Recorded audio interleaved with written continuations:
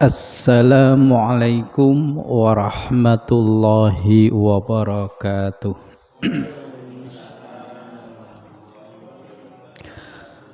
Alhamdulillahi rabbil alamin. Wassalatu wassalamu ala asrafil anbiya'i wal mursalin wa ala alihi wa ashabihi wa barik wa sallim ajma'in. Qala Allahu ta'ala fi kitabihil karim, a'udzu billahi minasy syaithanir rajim. Bismillahirrahmanirrahim. Ya ayyuhalladzina amanu taqullaha haqqa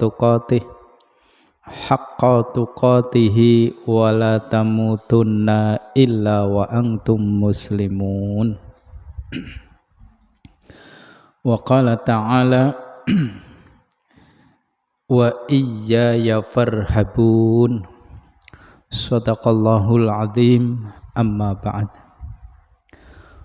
Para bapak, para ibu, jamaah salat maghrib mushola Baitul Maqdis yang saya hormati dan yang mudah-mudahan senantiasa dirahmati oleh Allah Subhanahu wa ta'ala.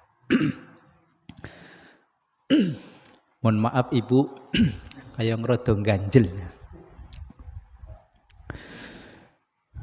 Segenap pengurus atau takmir mushola Baitul Maqdis yang saya hormati, marilah pada kesempatan malam hari ini 7 Januari 2026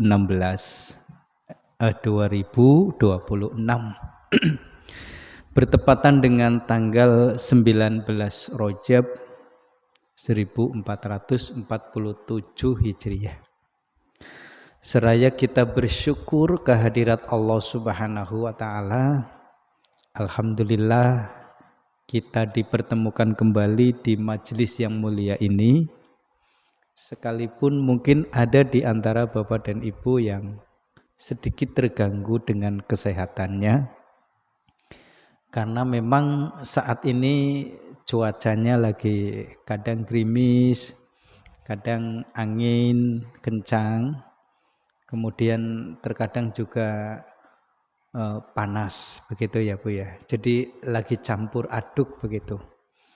Sehingga bagi siapapun yang mungkin imunitas tubuhnya kurang fit ya, kadang bisa juga kena ya, mungkin batuk, pilek, tenggorokan gatel dan lain-lain.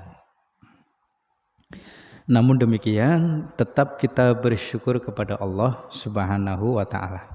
Shalawat dan salam mari kita sampaikan kepada junjungan kita Nabi Muhammad sallallahu alaihi wasallam sebagai uswah dan suri tauladan bagi kita semuanya. Baik Bapak dan Ibu jamaah rahimakumullah, hadani Allah wa iyyakum. Pada malam Kamis yang lalu kita mengkaji tentang larangan untuk menyakiti atau mengganggu orang lain. Nah, sementara untuk malam Kamis ini, insya Allah yang akan kita bahas adalah takut kepada Allah. Takut dalam bahasa Grinting adalah wedi. Takut, wedi. Ini bahasa Grinting.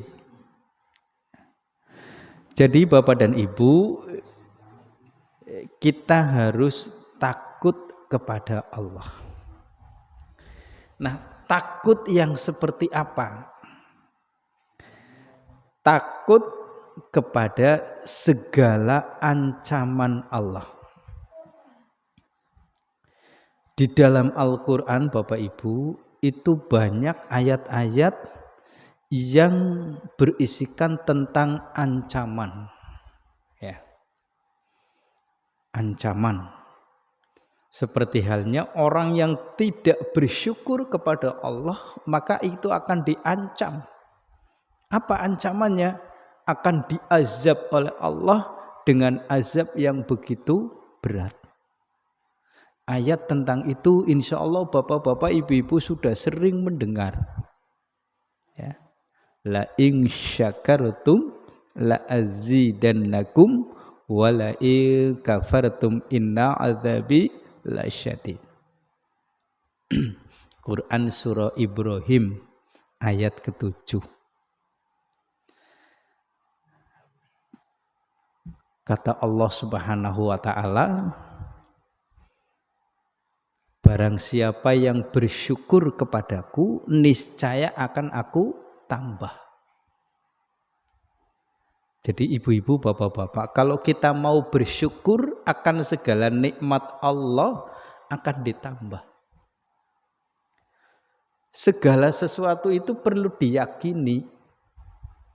Nah, kita akan merasa ditambah nikmatnya oleh Allah berdasarkan dengan ayat ini pun harus diyakini. Kalau tidak yakin ya tidak akan percaya. Kita harus yakin. Jadi Allah menyatakan bahwa siapapun yang mau bersyukur kepada Allah atas segala nikmat yang diberikannya, maka Allah berjanji akan ditambah. Wala in kafartum, dan barang siapa yang kufur, hatinya tertutup, ya, kafartum, kafaro itu artinya tertutup, tidak mau menerima saran orang lain, tidak mau menerima ajaran Islam, itu tertutup. Ya, dalam pengertian di sini adalah tertutup hatinya untuk bersyukur kepada Allah. Kufur. Apapun nikmat yang diberikan oleh Allah, baginya itu dikufuri. Tidak pernah bersyukur kepada Allah.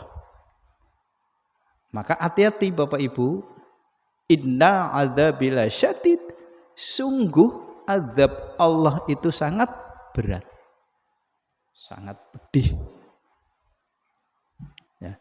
Ini adalah sebuah ancaman. Maka kemudian kita harus takut dengan ancaman Allah. Kemudian ada beberapa ayat lain yang kebetulan saya pahami, yaitu di dalam Al-Quran surah Al-A'raf ayat 96, ya. Walau anna ahlal qura amanu wattaqau la fatahna alaihim barakatim minas sama'i wal ard walakin kadzabu fa akhadnahum bima kanu yaksibun.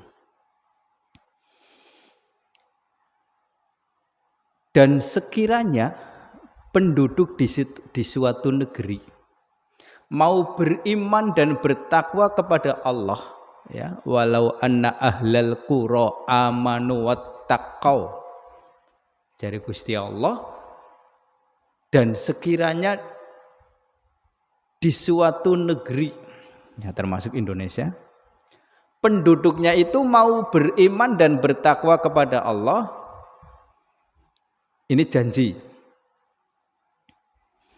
Maka Allah mengatakan wattaqau la fatahna alaihim barakatim minas sama'i wal ard.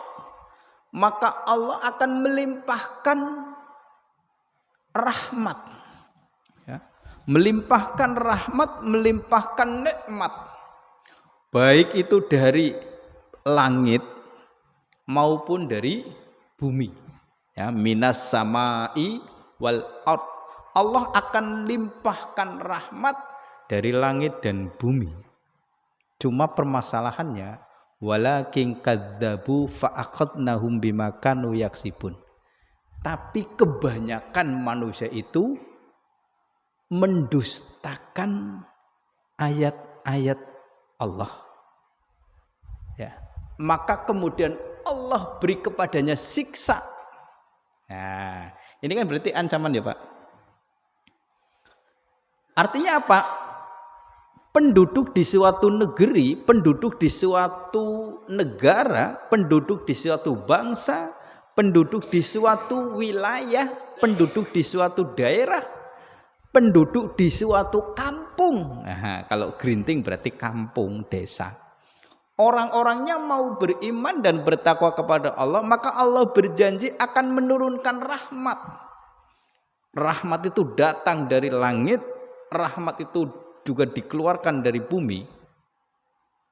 Ini janji Allah. Cuma permasalahannya memang kebanyakan manusia, walakin kadzabu fa'aqadnahum, kebanyakan dari manusia itu adalah mendustakan ayat-ayat kami, kata Allah. Maka kemudian bima kanu yaksibun, Allah siksa mereka sesuai dengan perbuatannya. Ini berarti diancam. Jadi kalau di satu negeri penduduknya tidak mau beriman, penduduknya tidak mau beriman dan bertakwa kepada Allah, maka Allah akan kirim siksa atau azab baginya.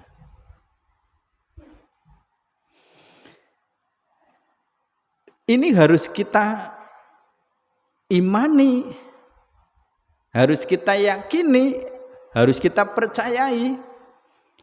Setelah itu kemudian kita merasa takut akan ancaman Allah.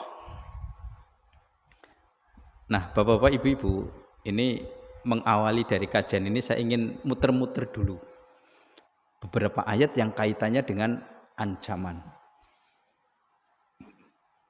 Ayat-ayat yang berupa ancaman yang lain apa, Bapak Ibu? Salah satu di antaranya adalah hukuman bagi orang yang meninggalkan sholat. Ya. Dalam ayat surat Al-Mudassir, tapi ayatnya saya lupa. Bunyi ayatnya begini, Bapak Ibu. Ma salakakum fi saqar. Satu ketika penduduk di surga itu bertanya kepada penduduk di neraka. Apa pertanyaan yang diajukan oleh penduduk surga kepada penduduk neraka? Masalakakum fi saqar. Apa yang menyebabkan kamu itu masuk ke dalam neraka syaqar? Ya. Masalakakum fi saqar. Lalu dijawab oleh mereka penduduk di neraka syaqar itu. Qalu lam naku minal musallin. Mereka menjawab. Mereka menjawab. Lam naku minal musallin. Karena kami dahulu di dunia tidak pernah sholat. Ini berarti kan ancaman. Orang yang tidak pernah sholat dalam hidupnya, kelak di akhirat akan dibinasakan oleh Allah, akan disiksa oleh Allah di neraka yang bernama syaqar. Dalam ayat-ayat berikutnya dijelaskan bahwa neraka syaqar itu, Bapak dan Ibu, kengerian, ya, kedahsyatan siksa neraka syaqar itu ketika orang itu dilemparkan ke dalam neraka syaqar, padahal masih jauh dengan dasar neraka syaqar, itu kulitnya sudah hangus terkelupas. Kira-kira Bapak Ibu ini percaya enggak? Al-Quran yang ngomong. Nah, harus kita yakini kan dalam rukun iman diantaranya adalah mengimani kitabullah, yaitu Al-Quran. Jadi Bapak Ibu, orang yang mau dicemplungkan ke dalam neraka syaqar, dicemplungkan ngerti nggih? Ya. Dilemparkan ke dalam neraka syaqar, padahal jarak antara orang tersebut dengan dasar neraka urung anjuk isi adoh. Kowe bae wis terkelupas kulitnya, hangus kulitnya. Nah, ibu-ibu kalau kulitnya terkelupas, hangus, lara mboten? Ya, keselomot, kebakar, ya, kesiram banyu panas, langsung melepuh, ya. Atau kena tomcat, ya kan? Itu kalau kena tomcat itu kan panas, ya. Itu baru sedikit, Pak. Baru sedikit, dan itu panas di dunia, belum apa-apanya dengan panas di neraka. Bisa dibayangkan bagaimana kalau calon penghuni neraka itu sudah sampai ke dasar neraka. Kira-kira seperti apa? Ya. Bapak Ibu, ketika di dunia orang kalau disiksa sudah enggak mampu, itu pol-polannya ya mati. Tapi kelak di neraka itu tidak ada orang mati. Karena memang disengaja oleh Allah dia dihidupkan terus untuk merasakan betapa sakitnya siksaan Allah. Terus disiksa, hancur, dihidupkan lagi, disiksa lagi, terus tiada henti. Itu contoh Bapak Ibu. Ayat-ayat yang berkenaan dengan ancaman. Ada lagi Bapak Ibu, tidak usah jauh-jauh, di Al-Quran surah Al-Ma'un. Ya. Fawailul lil musallin alladzina hum an sholatihim sahun. Hafal Bu dengan ayat ini?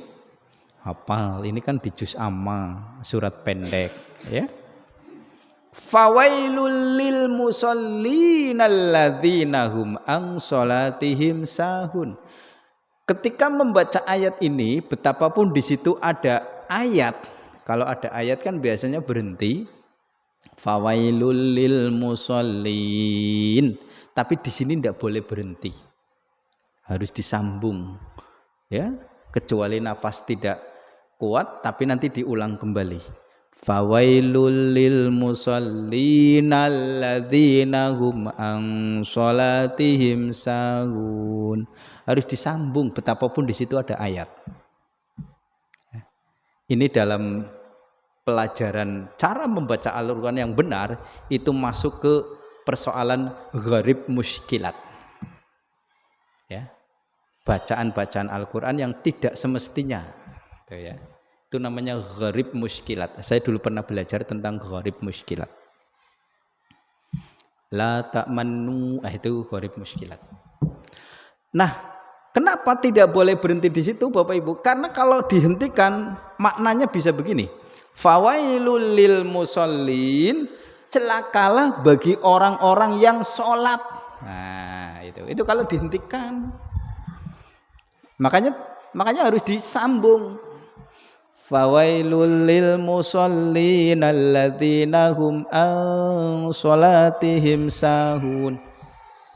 Celakalah bagi orang-orang yang sholat, yaitu mereka yang melalaikan dengan sholatnya.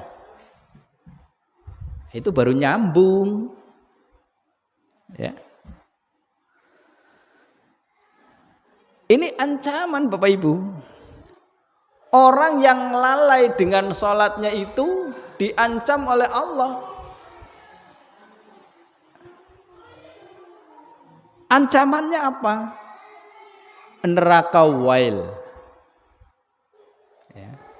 Kan neraka itu kan macam-macam. Ada di antaranya itu adalah neraka wail. Untuk siapa neraka wail? Neraka wail oleh Allah diciptakan. Neraka wail oleh Allah dibuat. Itu nanti untuk ditempati bagi orang-orang yang ketika di dunianya sering melalaikan dengan sholat. Kalau tadi meninggalkan, ini melalaikan. Kira-kira yang dimaksud dengan melalaikan itu apa Bapak Ibu? Melalaikan dari sisi waktu. Sehingga kemudian sholat tak sholat, tapi dengan waktu yang tersisa. Dengar adzan, engkaulah. Dengar qomat, engkaulah. Misalnya sholat duhur, udah qomat, udah pada salam, udah pada bubar, masih saja mengatakan engkaulah nembe jam tengah siji. Tengah siji urung nglakoni jam siji, muni esi engkaulah. Sampai-sampai kemudian dia sholat duhur di waktu yang tersisa. Sebentar lagi mau ganti waktu sholat asar. Jadi padahal dia sholat, tapi masih diancam dengan neraka wail. Bapak-bapak, ibu-ibu diharapkan untuk tidak melalaikan waktu sholat.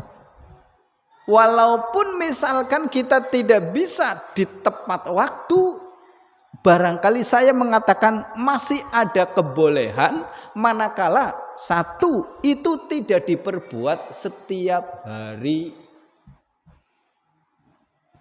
Wong saya sendiri juga terkadang, bukan kadang-kadang, ya. Kalau kadang-kadang berarti keseringan. Terkadang saya juga pernah sholat asar di jam 4:30, kan udah sore. Karena apa? Baru pulang dari sawah, ya, sore, berangkatnya habis duhur. Tapi itu tidak keseringan, hanya terkadang. Atau bisa jadi karena hal-hal tertentu, ya. Tapi kalau kemudian menjadi hal yang sering, hampir tiap hari kalau sholat ngende-ngende waktu, lah ini jadi masalah. Makanya diupayakan bapak-bapak, ibu-ibu untuk tidak membiasakan mengendai-endai waktu sholat. Yang kedua, tadi lalai dari sisi waktu. Yang kedua, lalai dari sisi pelaksanaannya. Sholat tapi kayak orang yang sholat. Sholat tapi kayak orang temenanan. Sholat tapi kayak orang sungguh-sungguh. Ini juga dinamakan dengan lalai. Kan sholat tapi malas. Ya, itu jangan. Sholat ya sholat yang sungguh-sungguh.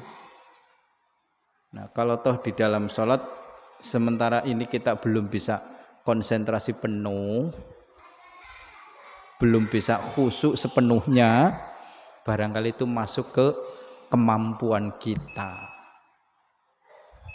Nyongorapan gugu. Oh, udah pernah ketipu sekali ya Bu ya. Oh, Didit selesai, ternyata isanya sudah waktu itu jam 19.18 waktu itu. Nah sekarang malah sudah 21, hampir setengah 8.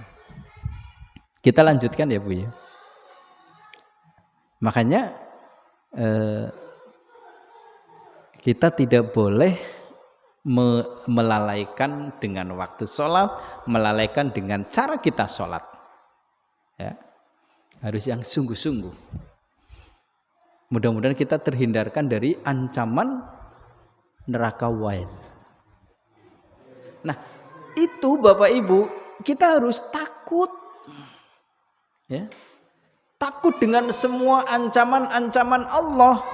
Sebab kalau rasa takut ini akan kita rasakan kelak setelah meninggal dunia, sudah tidak berlaku.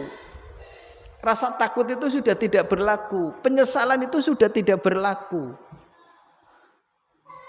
Belum di akhirat, belum masuk di neraka, masih baru mendapat siksa kubur saja, sudah tidak kuat. Lalu di situ mengatakan, ya Allah, kalau ngerti seperti ini, mendingan saya dihidupkan lagi. Saya akan berbuat kebaikan, saya akan sholat. Hidupkan lagi wahai Allah, barang sedina. Sehingga Gusti Allah nuruti keinginane wong sing nalika disiksa ning alam kubur kepengen dihidupkan maning. Ya akeh wong pada melayu ndek. Ya, misalnya anak kuburan Bang Lor, tuli ana sing urip maning metu. Ya. Ya geger ya Pak ya.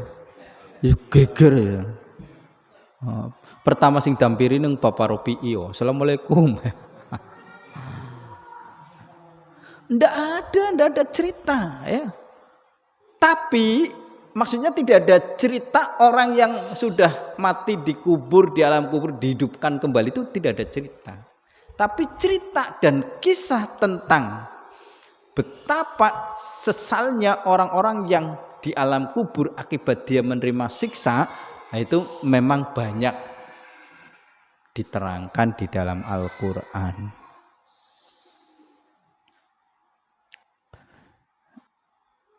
Nah, Bapak dan Ibu jamaah rahimakumullah, hadani Allah wa iyyakum.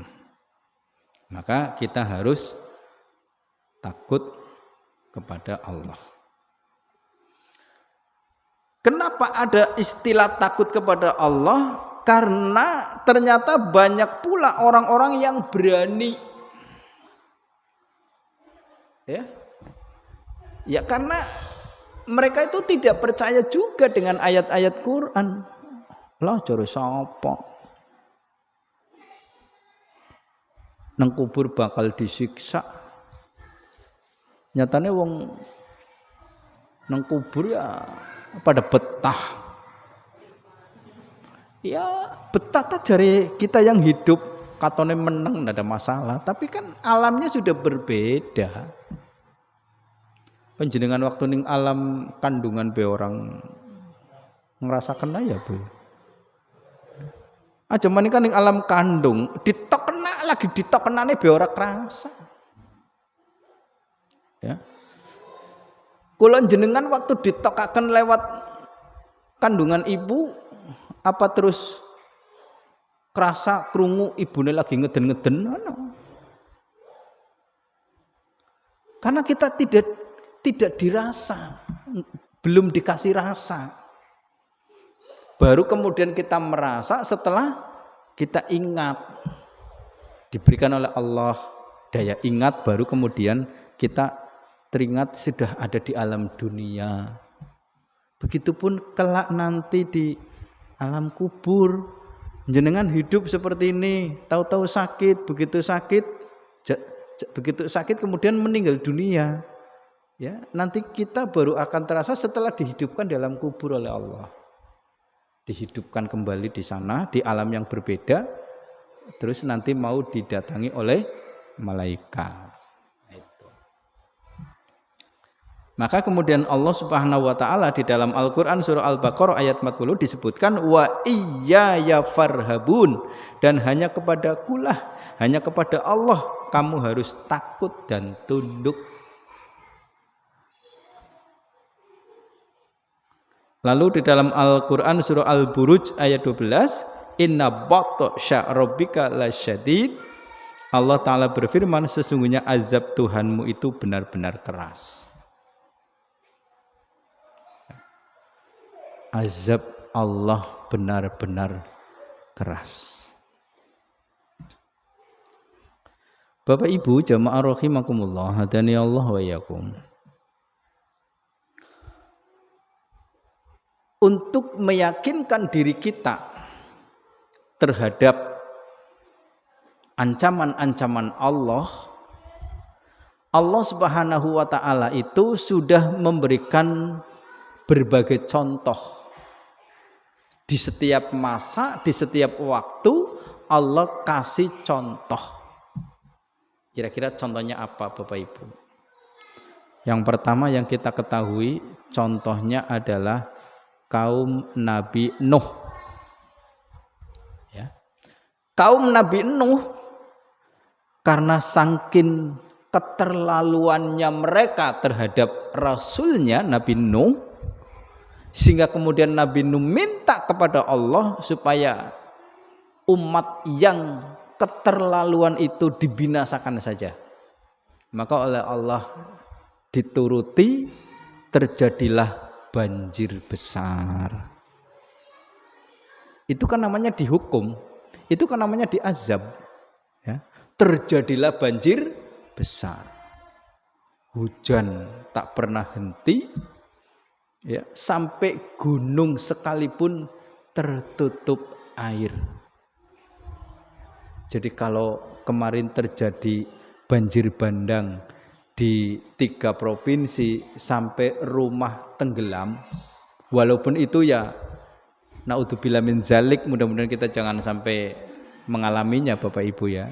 Tapi maksudnya dibandingkan dengan ketika terjadinya banjir di masa Nabi Nuh, belum apa-apa. Itu contoh. Terus siapa lagi? Kaumnya Nabi Lut. Ya. Oleh Allah disiksa, dihukum itu masih di dunia. Dengan apa? Hujan batu. Ya. Banyak di antara mereka yang bergelimpangan karena terkena batu. Terus siapa lagi? Nah, kalau tadi berupa kelompok, nah sekarang yang berupa pribadi. Contohnya adalah Raja Namrud. Ya. Raja Namrud itu kan Masya Allah, raja yang terkenal bengis, durhaka dan sebagainya. Oleh Allah disiksa hidupnya sebelum ia akhirnya mati. Apa? Cuma dengan seekor lalat ataupun seekor nyamuk gitu ya, yang masuk ke dalam kepalanya sampai dia benturkan kepala itu kepada dinding supaya keluar, tapi tidak bisa, menggerogoti semua yang ada di dalam kepala. Itu Namrud. Siapa lagi? Korun. Diberikan oleh Allah nikmat berupa harta benda yang berlimpah, tapi karena membangkang dengan Allah, diazab oleh Allah. Apa azabnya? Semua harta bendanya terbenam dalam bumi, termasuk Korunnya sendiri. Siapa lagi? Fir'aun. Siapa lagi? Abu Lahab. Siapa lagi? Abu Jahal. Banyak contoh-contoh. Itu contoh yang tidak baik, yang menjadikan supaya apa? Kita tidak melakukan seperti yang dilakukan oleh mereka-mereka. Maka kita harus takut dengan ancaman Allah atau takut dengan siksanya Allah. Nah, Bapak dan Ibu, yang berikutnya saya bacakan ayat dalam Al-Quran surah Hud ayat 102 sampai 106. Dan begitulah azab Tuhanmu apabila dia mengazab penduduk negeri-negeri yang berbuat zolim. Sesungguhnya azabnya sangat pedih lagi keras. Sesungguhnya pada yang demikian itu benar-benar terdapat pelajaran bagi orang-orang yang takut kepada azab akhirat. Hari kiamat itu adalah suatu hari yang semua manusia dikumpulkan untuk menghadap Allah. Dan hari itu adalah suatu hari yang disaksikan oleh segala makhluk, dan kami tiadalah mengundurkannya melainkan sampai waktu yang tertentu. Dikala datang hari itu tidak ada seorang pun yang berbicara melainkan dengan izinnya. Maka di antara mereka ada yang celaka dan ada yang berbahagia. Adapun orang-orang yang celaka, maka tempatnya di dalam neraka. Di dalamnya mereka mengeluarkan nafas dan menariknya dengan merintih. Nah, Bapak-bapak, Ibu-ibu, jamaah rahimakumullah dan ya Allah wa yakum, ini ayat mempertegas, memperjelas perihal tentang ancaman dan azab Allah. Lalu di dalam Quran surah Al-Imran ayat 28, wa yuhadzirukumullahu nafsah, dan Allah memperingatkan kamu terhadap diri siksanya. Nah, kemudian Bapak Ibu, Quran surah Abbasa 34-37 sampai 37 ya. Pada hari ketika manusia lari dari saudaranya, dari ibu dan bapaknya, dari istri dan anak-anaknya, setiap orang dari mereka pada hari itu mempunyai urusan yang cukup menyibukkannya. Jadi ketika terjadi hari kiamat, Bapak Ibu, sudah tidak ada rasa tolong menolong, sudah tidak ada rasa saling membantu. Jadi semua itu sibuk dengan dirinya sendiri. Bahkan seorang ibu-ibu yang sedang hamil pun kala itu, padahal belum saatnya dia melahirkan, itu sampai dia melahirkan. Orang yang melahirkan dengan waktu yang belum saatnya tentu akan jauh lebih sakit. Dan saat dia melahirkan anaknya, tidak peduli dengan anak yang baru dilahirkannya. Dia lari mencari keselamatan untuk dirinya, tidak peduli dengan anak yang baru dilahirkan itu. Seorang suami sudah tidak peduli dengan istrinya. Seorang istri sudah tidak peduli dengan suami. Orang tua sudah tidak peduli dengan anak-anaknya. Anak-anaknya pun sudah tidak punya peduli dengan orang tuanya. Mereka lari sekuat-kuatnya menghindari hari kiamat itu. Terjadinya hari kiamat itu. Jelas nggih Bapak Ibu? Wis orang anak nyumpan nulungi Bapak Wastum. Dicari di mana Pak Wastum itu? Enggak. Ya. Semuanya itu sibuk dengan urusannya masing-masing. Cari bahasa kon ya kon, nyong ya nyong. Cara bahasa Jakartanya lulu kue-kue gitu ya. Artinya apa Bapak Ibu? Begitu dahsyatnya terjadinya hari kiamat. Sampai-sampai diterangkan di dalam Al-Qur'an, orang perempuan yang sedang hamil pun padahal belum saatnya dia melahirkan, bisa sampai dia melahirkan, dan setelah melahirkan anaknya sudah tidak digubris, tinggal lunga. Dan dia tidak merasakan betapa sakitnya melahirkan. Yang penting saya selamat. Walaupun dia sakit, tapi baginya itu dan sudah tidak ada tolong menolong di antara mereka. Inilah Bapak dan Ibu kedahsyatan ketika terjadi hari kiamat. Itu tadi sudah disampaikan dalam Quran surah Abasa. Nah, Bapak dan Ibu jamaah rahimakumullah, untuk sementara sampai di sini dulu nggih. Insyaallah nanti kita lanjutkan pada malam Kamis yang akan datang. Tapi ini baru jam 19.15 menit. Jadi silakan untuk Bapak Ibu mempersiapkan untuk sholat Isya. Mungkin ada yang sudah batal wudu dulu, atau mungkin sambil menunggu untuk adzan Isya. Baik Bapak Ibu, kiranya itu yang dapat kita sampaikan, yang kita bahas di kajian malam Kamis ini. Mudah-mudahan apa yang saya sampaikan senantiasa bermanfaat untuk kita semua. Subhanakallahumma rabbana wa bihamdika asyhadu alla ilaha illa anta astaghfiruka wa atubu ilaik. Nasrum minallah wa fathun qarib wa basyiril mu'minin. Wassalamualaikum warahmatullahi wabarakatuh.